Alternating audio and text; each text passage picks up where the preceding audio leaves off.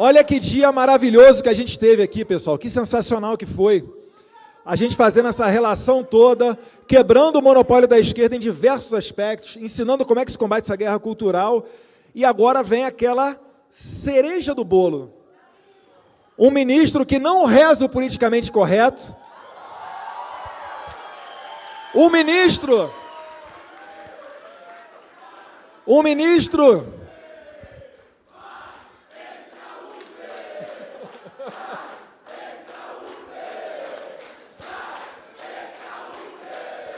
ministro que fala o que todos nós gostaríamos de falar, né?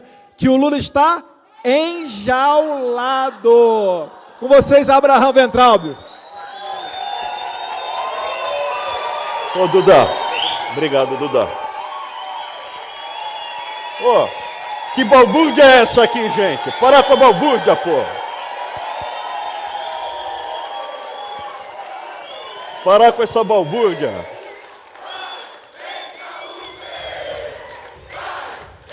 Obrigado. Obrigado, gente.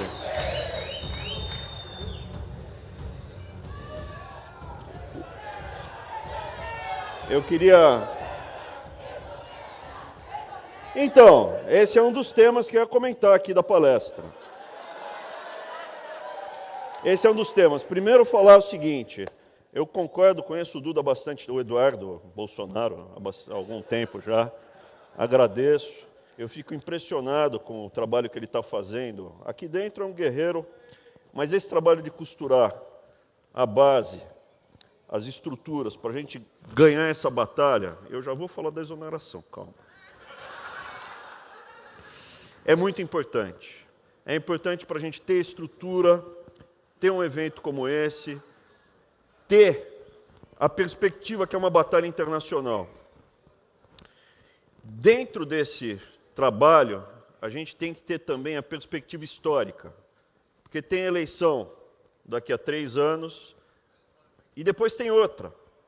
A gente tem que ter uma estratégia de longo prazo para ganhar essa batalha. Tem o Duda, mas a gente tem todas as estruturas aqui, tem um monte de políticos jovens. Então esse é o tema que eu queria trazer aqui para vocês, porque a gente abordou vários assuntos. A gente abordou a questão das armas, que tiraram o direito da gente se defender.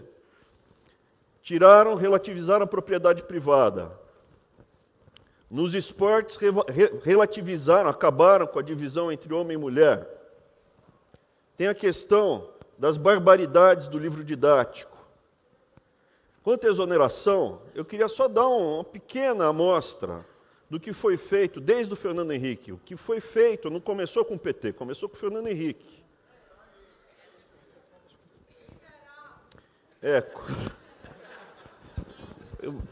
O meu irmãozinho ainda está, o Arthurzinho ainda está se recuperando, mas como ele diria, né? Você não morre de AIDS, você morre de tuberculose.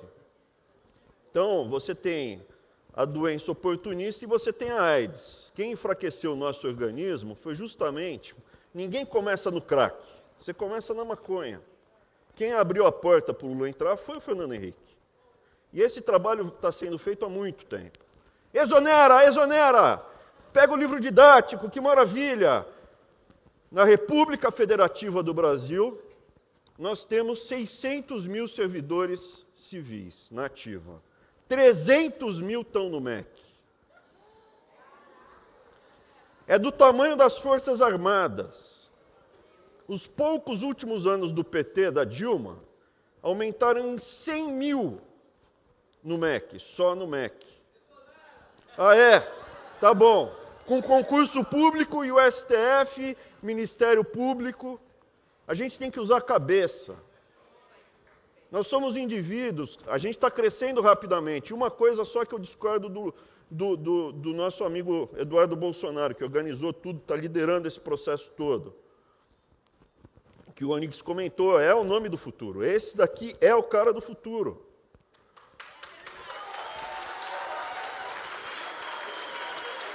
Mas eu não concordo com ele com uma coisa. É um mitinho, ele é um mitinho.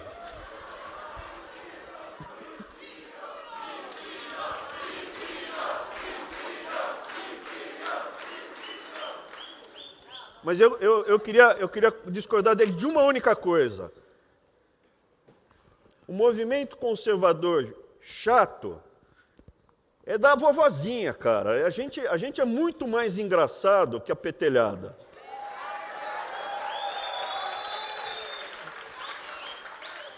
Quando eu era moleque, sempre tinha aquela velha chata que pintava o cabelo de azul.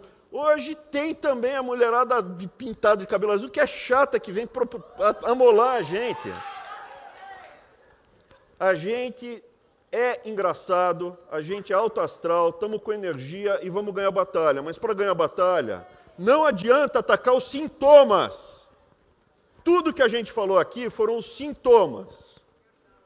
Estão destruindo as diferenças entre sexo, estão quebrando a nossa identidade individual. Porque se eu não sei quem eu sou, por que eu vou lutar? Destroem a nossa identidade familiar. Se eu não tenho filhos, para quem eu vou lutar? Eles destroem os nossos valores, nossas referências históricas. Cadê o José Bonifácio? Cadê os irmãos Rebouças? Cadê a princesa Isabel? Cadê a dona Leopoldina? Cadê os livros que sempre definiram a cultura brasileira? Cadê a Bíblia?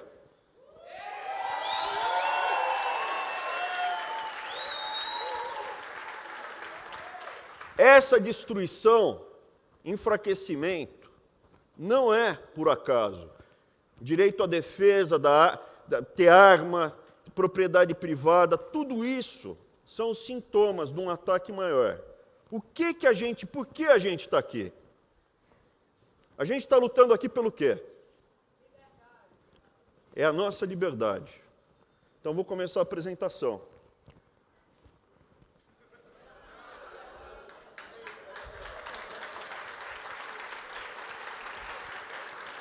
Está na hora de quem quiser tomar o comprimido azul sair. Posso dar sequência? Eu conto no final o que é isso aqui. Está em grego. Por que está em grego? A democracia surge com a classe média. Como é que surgiu o conceito da democracia? Surgiu na Grécia. Atenas era uma sociedade oligárquica. E você tem um negócio chamado revolução hoplita. É uma revolução. O que nós estamos fazendo aqui é uma revolução, assim como teve uma revolução em Atenas. Você tinha um grupo pequeno de nobres ou de oligarcas que tinha dinheiro para comprar cavalo, lance, espada. E quando eles tinham que defender ou brigar, era um grupo pequeno de oligarcas que ia lutar pela cidade. Quando eles venciam, eles ficavam com os espólios. E no tempo de normalidade, quem mandava na cidade eram eles. Atenas passou por uma revolução econômica. A revolução econômica foi o comércio, que permitiu ter artesanato, ter algum trabalho de skill, de desenvolvimento, e com o comércio e com esse artesanato, surgiu uma classe média. Não tinha só grandes proprietários de terra, poucos que podiam comprar armas. Surgiu uma classe média que podia comprar o elmo, o peitoral, uma espada, uma lança e o óplon, porque eles eram hoplitas, que é o escudo. Esse cara, classe média, ele sozinho não era forte. Ele era mais fraco do que um oligarca. Mas ele, junto, era imbatível. A classe média junta, armada, preparada, era imbatível. E se tornou o grupo dominante da Grécia. E essa é a base da democracia. Porque a classe média, ela não está lutando pela liberdade do indivíduo. Eu estou lutando pela liberdade dos meus filhos, mas eu sei que se for só os meus filhos que forem livres, eu não consigo. Eles não conseguem. Eu tenho que lutar pela liberdade minha, dos meus filhos, da minha família e da família do Eduardo e da família de cada um de vocês. Porque juntos nós não seremos escravos. É disso que a gente está falando. A batalha da educação é sobre liberdade. Um analfabeto é um escravo. Ele não consegue nem andar de ônibus. Um analfabeto, ele é totalmente guiado, porque ele não consegue interpretar um texto. Quem sabe ler e escrever, não vota no PT.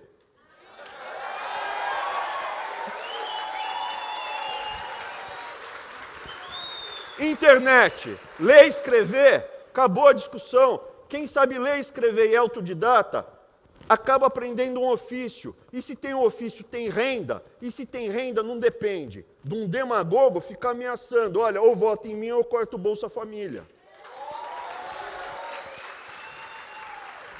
Educação da família e ensino na escola gera liberdade. Quem fala que a classe média é fundamental para a democracia é um carinha chamado Aristóteles. Ele estava já depois, uns 350 anos depois da Revolução Hoplita. Mas ele identificou que uma comunidade política que possui extremos de riqueza e pobreza não é uma cidade de pessoas livres, mas de escravos e senhores.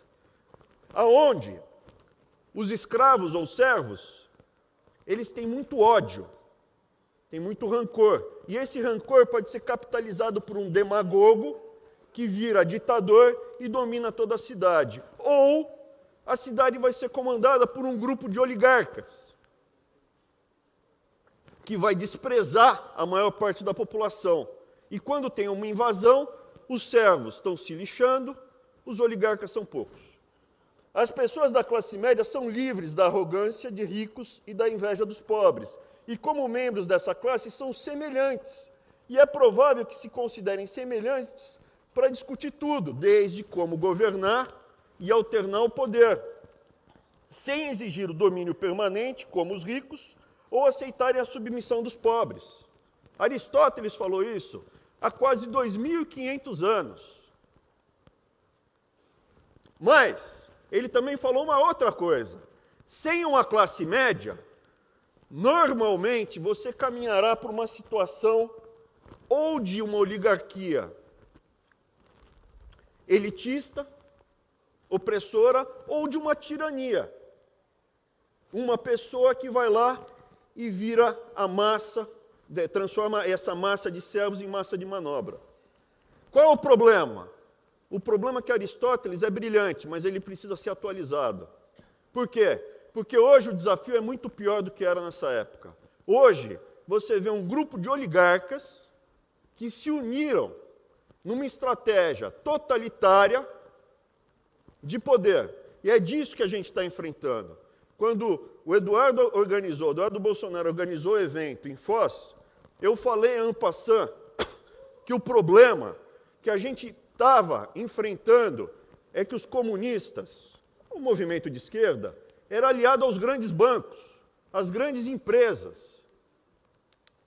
Eu não tive tempo de explicar com o que a gente estava lidando. Mas para a gente ganhar estratégia de longo prazo, não adianta atacar os sintomas. Você tem que descobrir a causa. Quem é o nosso inimigo? Hoje enfrentamos a aliança de famílias oligarcas com tiranos demagogos. Eles estão unidos.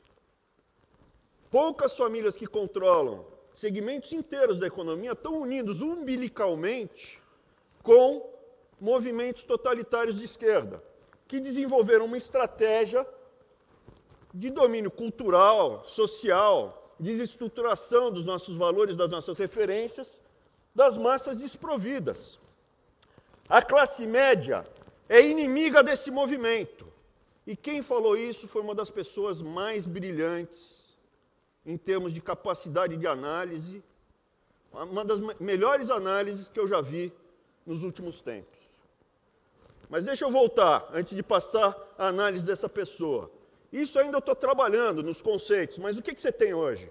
Você tem o craqueiro, que é o lumpesinato, é o cara que perdeu tudo. É a massa de manobra total. Quem ele é? Ninguém. Quem você é? Não sou ninguém. Craqueiro é um momento extremo, mas você encontra muitas pessoas que estão nessa situação sem usar o crack. Eu vou achar outro termo depois. Mas é uma pessoa que perdeu todas as referências. Quem você é? Não sei, não sou ninguém, não tenho casa, não tenho ofício, não tenho religião, não tenho os valores, não tenho ideologia, não tenho identidade, não tenho sexo, eu não tenho país, não tenho família e eu não tenho perspectivas. E principalmente as perspectivas intergeracionais. Isso é, eu não tenho perspectiva de lutar pelo meu filho e pelo meu neto, que é o que levava os hoplitas para a falange, para defender o que? A família dele, a próxima geração. Eu vivo o momento. E numa situação extrema, eu uso crack. Pronto, já vai sair na folha. Ministro da Educação usa crack.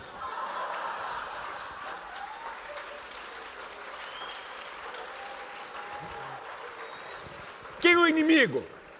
Quem é o inimigo desse movimento? É a família. Porque se você tem uma família, mesmo que você não tenha, mas você tem o potencial de ter, quem você é? Tem alguém na família que tem um ofício. Eu sou um padeiro, eu sou um contador, eu sou um policial, eu sou um marceneiro, eu sou um empresário que tem um negócio assim, assado, frito, cozido.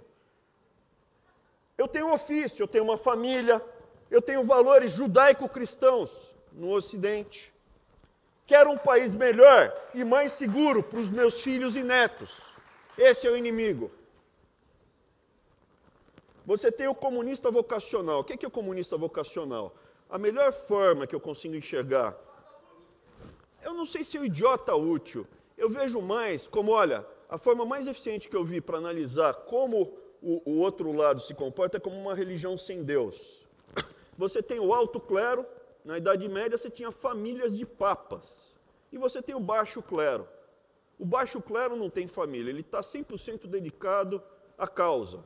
Ele tem um ofício, ele tem lá seus 10 mil reais, 15 mil reais, 5 mil reais por mês. Mas ele não tem identidade nem família, ele vive pela causa, ele acredita nisso. Esse é quem tem tração no debate com a gente. E a cabeça da medusa está aqui. É o comunista dinástico, é um oligarca, empresário comunista, por incrível que pareça, é o que a gente lida, é o falso bom moço, é aquele cara que se entope de ganhar dinheiro arrancando o couro do povo e vai lá e fala, não, mas o social. Quem está falando são vocês. E o alto clero. O alto clero, o que é? Você pega, são gerações de grão-vizir comunista. O vovô, o bisavô do cara era, o avô do cara era, o pai do cara é, o cara é e o filhote já está vindo para sugar nosso sangue. Não é piada, não é o João Dória esse. Esse daqui estava lá em outro modelo aqui. Mas se você pegar, tem uma família lá no Rio Grande do Sul que o bisavô era socialista. Tem um monte, mas tem uma lá que o pai está no PT, a filha está no PSOL e o filhote que já está lá com seus 30 anos, não sei, você que está falando também. Mas voltando, esses são os inimigos. A classe média é o alvo.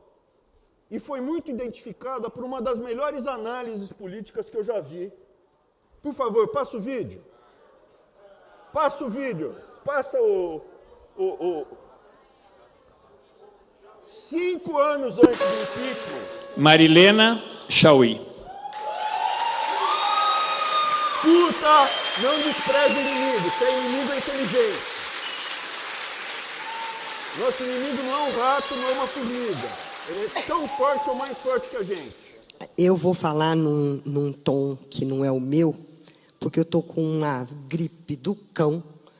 E se eu falar no meu tom, eu vou... Presta atenção na gesticulação então, dela. Vou falar numa voz que não é minha. Compara com o terceiro Reich, a Alemanha nazista.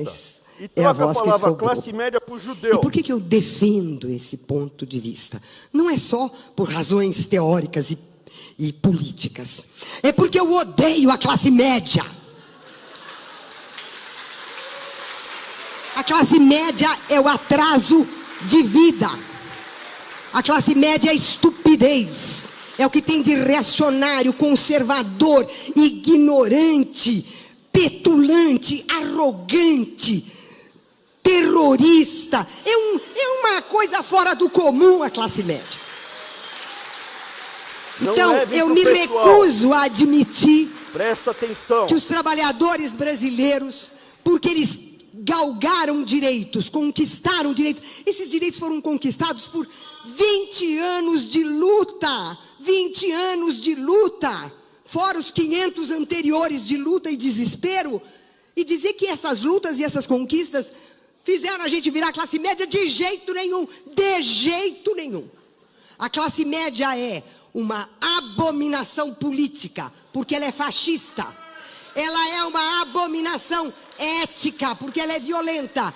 E ela é uma abominação cognitiva, porque ela é ignorante. O que você faz com a abominação?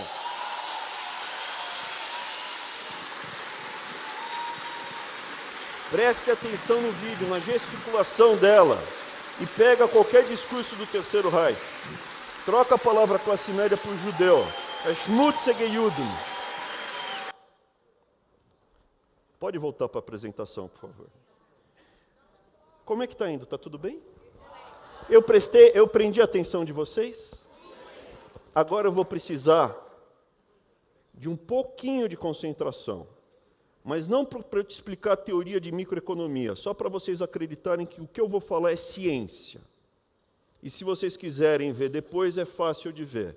Eu não vou explicar a teoria microeconômica, só vou falar para vocês como funciona e mostrar que existe uma série de equações, é um trabalho científico profundo e sólido para o que eu vou falar aqui. Está no livro de economia básica, inclusive eu cheguei a dar o curso, isso aqui era o meu curso, alguns slides do meu curso. Então, toda vez que você tem um livre comércio, e você faz uma troca, comprei uma água, estou com sede, gastei R$3 na água. Depois de comprar a água, as duas pessoas que fizeram a negociação estão melhores. Porque eu estava com sede, eu teria pago R$5 na água, eu teria pago R$10 na água, eu estava realmente com sede. E o outro ficou feliz, porque ele ganhou R$2 ou R$1 na água. Os dois lados saíram ganhando.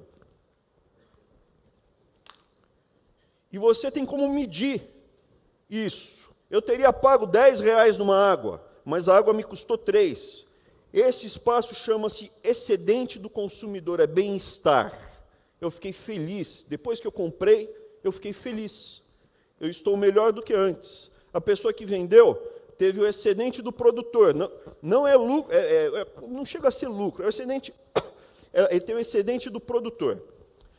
Aí tem todas só equações para mostrar como se faz as contas, onde você acha o ponto ótimo.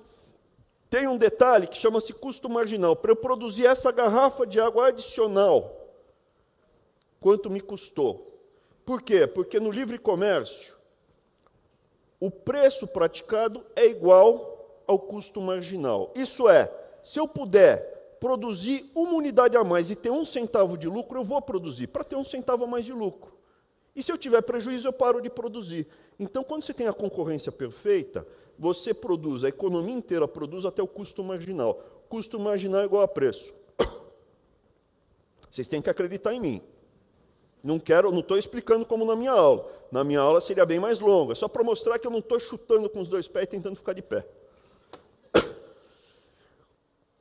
Aqui já falei da concorrência perfeita, tem os price takers, price offers, como é feita a conta, onde você maximiza o lucro. Aqui você tem o excedente do consumidor, aqui você tem o excedente do produtor. E todo mundo sai ganhando. Como é que é feita a conta? Custo marginal. De novo, excedente do consumidor, excedente do produtor. E aí, dependendo da inclinação da curva, isso é um produto. Aí eu vou falar uma coisa que é interessante. Um produto que é mais fundamental, tipo o meu Liptor, para o colesterol. Eu vou comprar Liptor se ele custar 100, 200 ou 250 a caixa. Por quê? Porque eu preciso do meu Liptor. Agora, o Papa Bolinha da Singer, não. Vocês lembram do Papa Bolinha da Singer? Vocês estão velhos. Tá, esse daqui é para o meu Liptor, o anterior não é tão importante. Por que eu estou falando isso? Porque os monopólios geralmente acontecem em coisas fundamentais. Não é no monopólio do Papa Bolinha da Singer, é só a Singer que produz, que se exploda, ela que fica com o Papa Bolinha. Mas, geralmente, os monopólios que contam são em coisas que a gente realmente precisa. Vamos falar disso. Existe monopólio, que é quando só um vende, e existe monopsônico, que é quando só um compra. E você já sabe o resultado. Quando só um vende, geralmente essa pessoa arranca o couro. E quando só um compra, ele também arranca o couro. Aí o que acontece? Eu vou mostrar como é feito esse processo de arrancação de couro. Não, você sabe como é na física, você já sentiu isso, eu vou mostrar graficamente.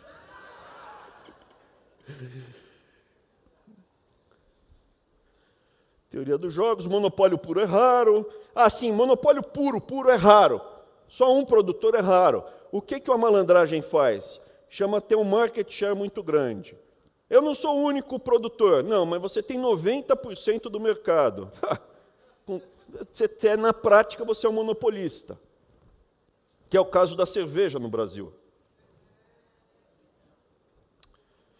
E aí vem o termo. Vocês lembram que eu falei na concorrência perfeita, preço igual a custo marginal? Pois é, no monopólio, ou quando você consegue se diferenciar com uma marca, por exemplo, então relógio. Relógio pode ser de R$20 até, sei lá, R$100 mil.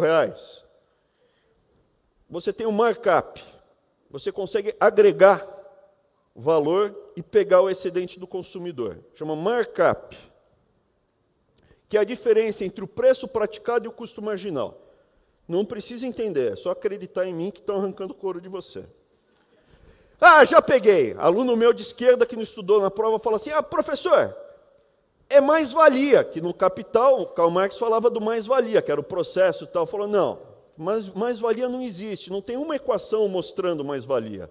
Mais-valia é a religião deles lá. Não tem estudo científico que comprova que mais-valia existe. Mais-valia não existe, mais-valia é você ter estudado mais, era o que eu respondia.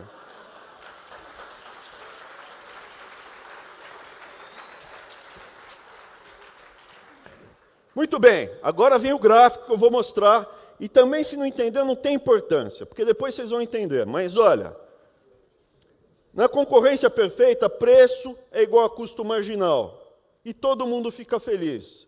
No monopólio, você restringe a quantidade que você vai vender, o preço é mais alto, e você arranca isso de quem ia comprar, e as pessoas que poderiam ter comprado, aqui não vão comprar.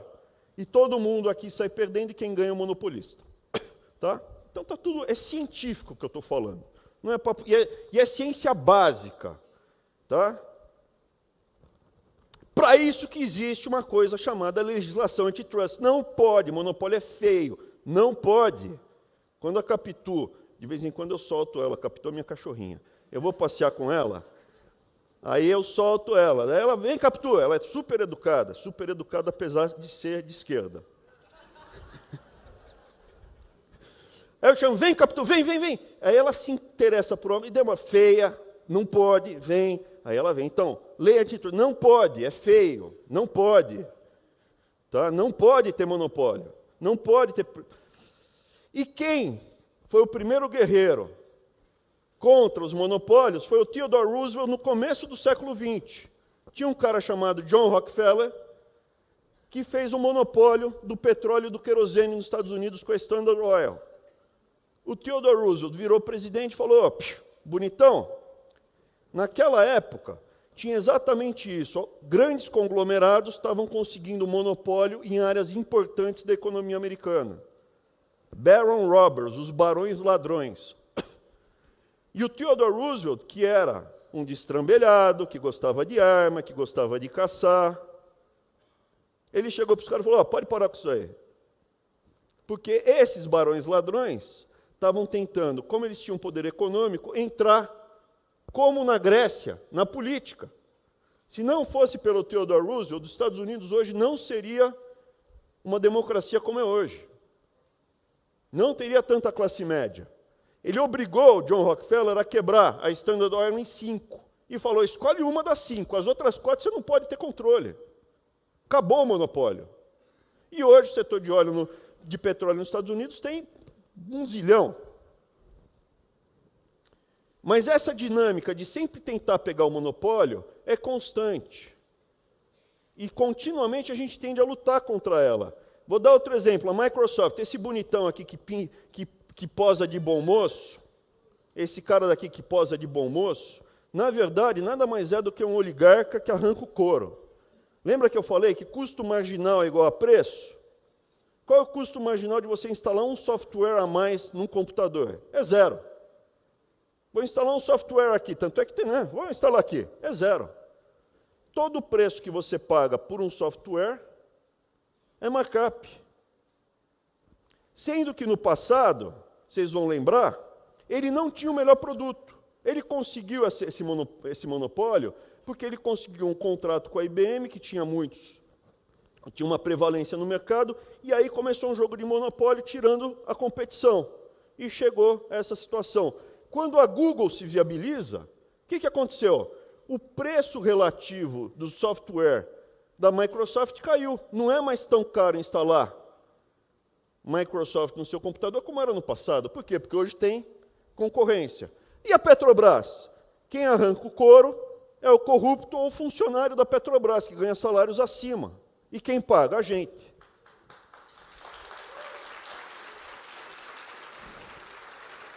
O que aconteceu no Brasil? Desde o Fernando Henrique está acontecendo isso. Tem o CAD, que é a agência antitrust. Continuamente a gente vê monopólios e oligopólios sendo criados. Cerveja, bife, frango, papel e celulose, banco. Aonde você olha, setores e setores da economia se monopolizaram ou se oligopolizaram. Os campeões nacionais são o último capítulo desse desenho. Isso feito com o nosso dinheiro, porque tem incentivo fiscal, feito com juros através de BNDES, Banco do Brasil Caixa, fundos de pensão e olhos cegos e ouvidos moucos do CAD. Foi a única vez que isso aconteceu no mundo? Não. Foi a primeira vez que um partido com aspirações totalitárias chegou para algumas famílias de grandes empresários e falou, vamos conversar? Não. Já aconteceu isso antes. A gente não está vivendo uma economia soviética. Não estou falando que tem forno crematório no Brasil, não estou falando que eles são nazistas. A dinâmica econômica é semelhante ao que aconteceu na Alemanha do Terceiro Reich. Alguns empresários de famílias alemãs começaram a se aproximar do Partido Nacional Socialista, deram dinheiro para o Hitler, começaram a ter uma relação incestuosa com o Partido Nazista, e quando o Partido Nazista chegou ao poder, Estado, partido e grandes conglomerados fizeram uma grande festa. Contratos, dinheiro, mão de obra, tudo num grande ciclo.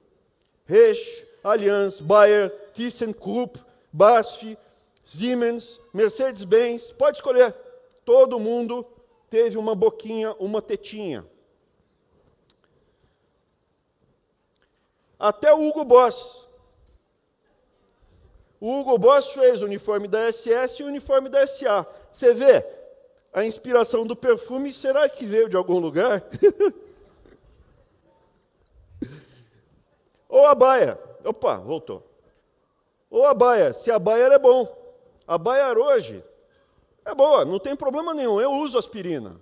Mas a Bayer fazia da aspirina ao Zyklon B. A Bayer não. A Farben, a IG Farben. Por quê? Porque a Alemanha hoje é uma democracia. O que eles fizeram? Quebraram essas empresas. A IG Farben foi quebrada em 3 empresas. Verdade que o Fritz Mir, que tocava as operações de Auschwitz, ele se tornou presidente da Bayer depois da guerra. Mas a Bayer parou de fazer esse jogo de tentar influenciar a política, dinheiro, contratos para o partido e suprimir a classe média. Eu poderia passar vários vídeos que mostram o Hitler falando para você entregar a sua identidade.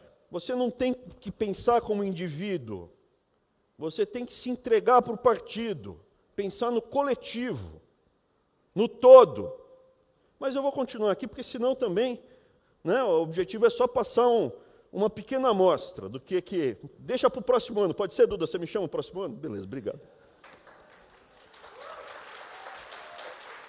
A Alemanha enfrentou o problema. Esse cara daqui é o Porsche, que inventou o Fusca. Eles controlam uma série de empresas, desde a Porsche até a Volkswagen, Fiat, um monte. Mas eles não se metem mais num jogo totalitário. BMW. Essa daqui é a família Goebbels. No bunker, ele dá cianureto para todas essas crianças de branco e esses dois se matam. Esse daqui é o enteado do Goebbels, era filho do primeiro casamento dela. Ele escapou, ele não estava no bunker. Ele fundou, a família dele, né, o que originou são os donos atuais da BMW, da Mini e do Rolls-Royce.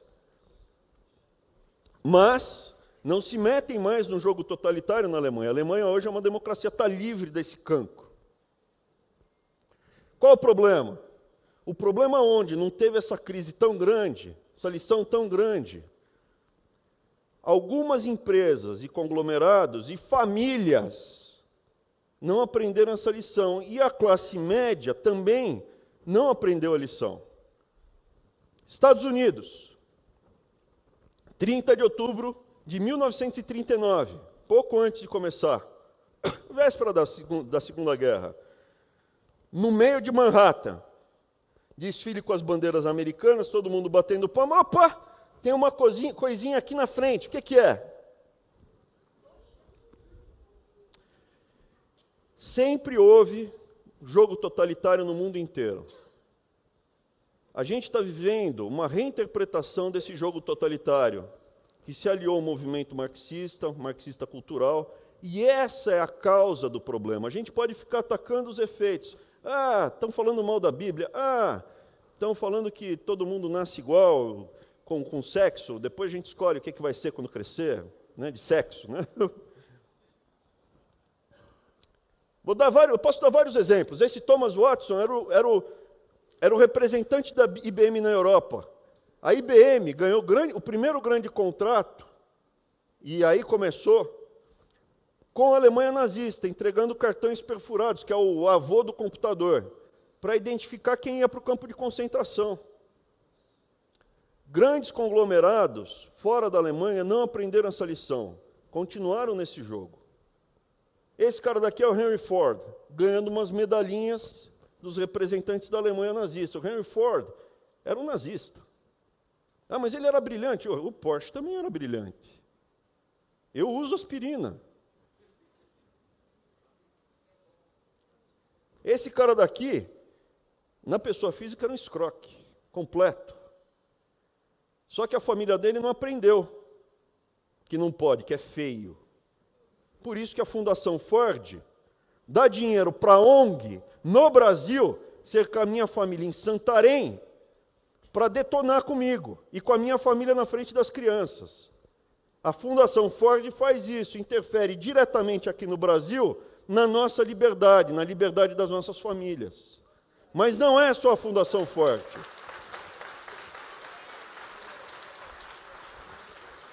A Lava Jato mostrou a ponta do iceberg dessas famílias. A pontinha do iceberg. São famílias de empreiteiros. A Odebrecht foi para a cadeia. Mas tem mais família de empreiteiros tradicionais. 3, 4, 5, 10 gerações parasitando o Brasil. São parasitas. Frigorífico. Banqueiro. Político. São famílias na área jurídica que há gerações têm o controle de segmentos inteiros do Brasil. Só que isso se intensificou nos últimos 25, 30 anos.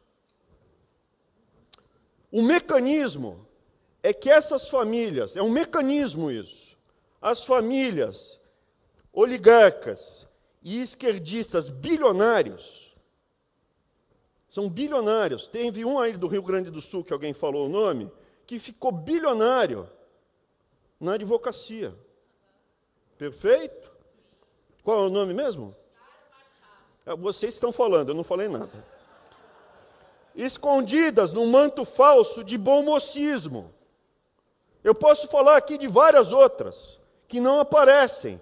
Telecomunicações, alguém já pensou em uma? Não adianta bater no CPF, no CNPJ. Não adianta bater no CNPJ. Tem que bater no CPF. É ali que dói.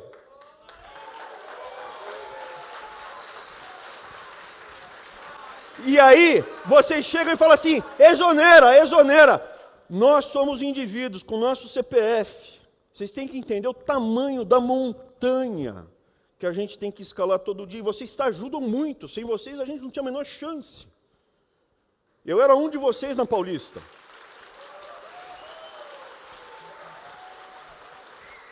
Essas famílias que ainda não foram desbaratadas, elas ainda possuem uma grande parte do poder econômico e político no Brasil, no judiciário. São famílias que estão lá. E é contra isso que a gente está lidando. Como a gente desmonta, como a gente corta a gasolina. Para fazer manifestação precisa de dinheiro. Vocês repararam que as manifestações estão menores? Porque a gente está cortando a gasolina. Antes de exonerar, precisa cortar a gasolina. Só que a gasolina ainda não foi cortada. E aí? Vamos encarar o problema? Vamos enfrentar a raiz do problema ou vamos continuar batendo nos efeitos colaterais? O paciente está doente, tem que evitar a febre, tem que dar antitérmico. Mas se a gente não for no problema e enfrentar, bater de frente com eles, a gente vai virar escravo, como na Venezuela. Os nossos filhos e as nossas filhas vão se prostituir por um pedaço de sabonete, que é o que acontece em país socialista. E aí eu te pergunto, quem vocês preferem ser? O isentão do Chamberlain, que foi para a Alemanha, né? O Hitler foi lá e invadiu. O Chamberlain, isentão, razoável, bem educado, foi lá, apertou a mão do Hitler, falou, vamos conversar. Dialogando, a gente se entende. Entregou a Tchecoslováquia para o Hitler, voltou com apertou a mão do Hitler, voltou com um pedaço de papel e falou, paz no nosso tempo, fiquem tranquilos. Pouco depois, Segunda Guerra Mundial. Ou vocês preferem esse gordinho aqui, falava palavrão, bebia, contava piada, ia para cima. Eu já escolhi o meu lado.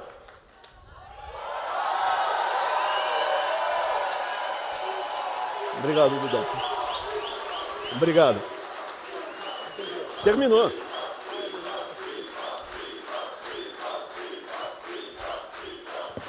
Obrigado, gente.